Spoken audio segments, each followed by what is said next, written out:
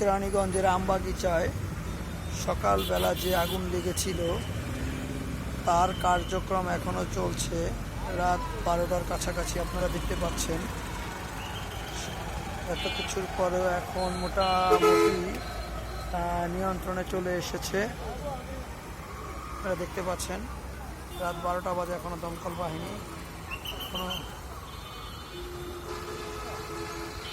এখনো ফায়ার সার্ভিসের অনেকগুলো গাড়ি দেখতেই পাচ্ছেন। সর্বশেষ পরিস্থিতি আপনাদের জানালাম রাত 12টা বাজে। সকালে আগুন এখনো ধোঁয়া উঠছে।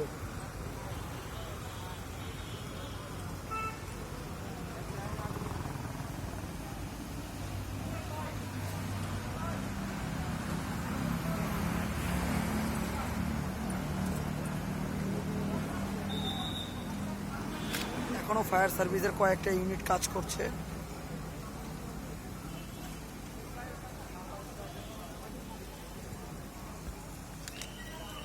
এখনো ধোঁয়া বেরোচ্ছে অবশ্য।